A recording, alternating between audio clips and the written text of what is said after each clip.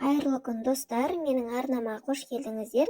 Бүгін сіздерге осындай өте дәмді және жұмсақ болып шығатын булочканың рецептімен бөлісетін боламын.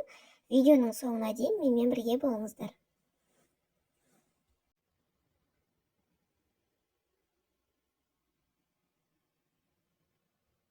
Ең алдымен ыдысымызға сүтімізді ыстықтау етіп құйып аламыз.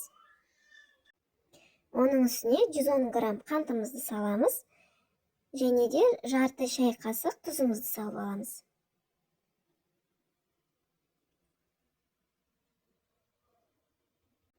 Жүз миллилитр сұйық майымызды құйып, венчиктің көмегімен араластырып алатын боламыз.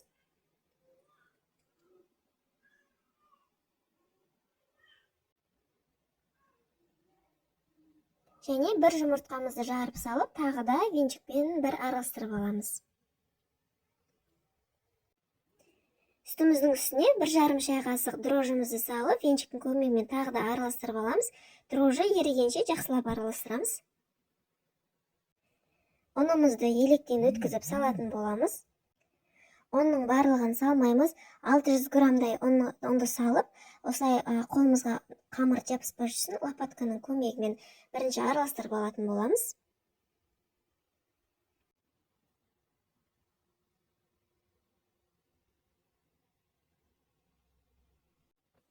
Лопатканың көмегімен барлығын жақсылап араластырып алдық. Енді қалған ұнымызды салып, қолымызбен жұмсақ қамыр илейтін боламыз.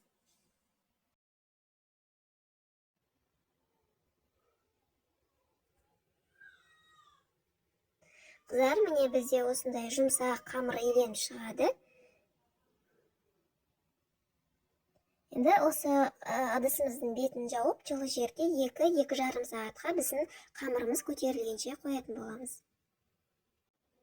Мінеки біздің қамырымыз өте жақсы көтерілді.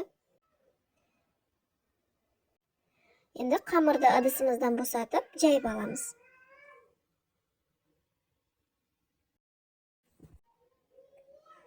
Қамырымызды 4 бұрыштетіп жайып аламыз. Қалыңдығы 4 мм болу керек.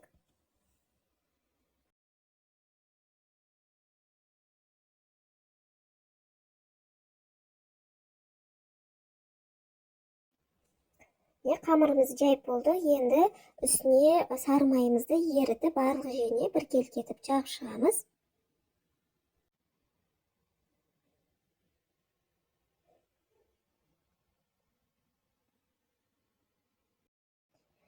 Қамырды видеода көріп тұрғандарыңыздай осылай бірін үстіне бірін бүктейтін боламыз.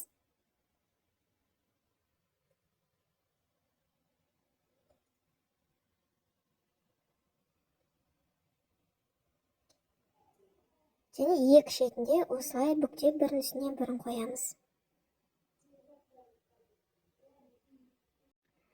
Бетін жауып 10 минутқа қоямыз. 10 минуттан кейін алып, қамырымызды осылай үстінен басып, жая берсек болады.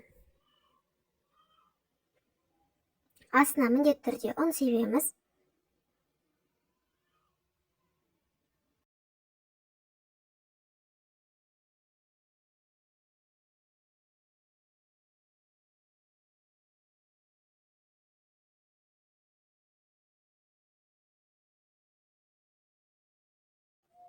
Қамырымызды осылай дөңгелек етіп жайып шыққаннан кейін үшбұрыштап кесіп шығамыз.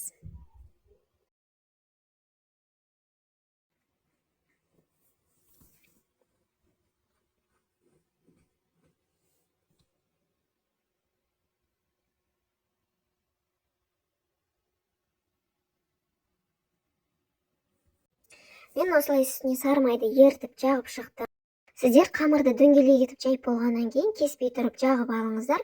Мен майды жағуды ұмытып кеткен екенмін. Мен қамырға осылай мак пен қантты екеуін араластырып, осылай сеуіп орап шығамын. Сіздер қалауларыңызша мак болмай қалған жағдайда құр өзін осылай майды жағып орап шықсаңыздар да болады.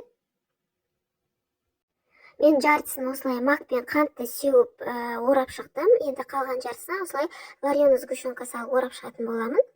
Дайын булочкаларымызды формаға салып, бетін 10-15 минутқа жауып қоятын боламыз. Біздің булочкаларымыз көтерілді. Енді осылай бетіне жұмыртқаны жағып шығып, 200 градуста қызып тұрған пешке 30-35 минуттай пісіріп аламыз. Неге біздің булочкаларымыз пісіп шықты. Енді бетіне сахарный пудраны сеп шығатын боламыз.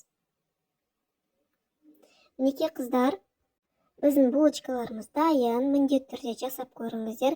Дәмі өте керемет болып шығады. Енді ортасына макты көбірек сепсеңіздер, қант екеуін өте дәмді болып шығады. Макты өзінше бір ерекше дәм беріп тұрады булочкаларыңызға. Сіздермен бірге болған Жұлдызай, назарларыңызға рахмет.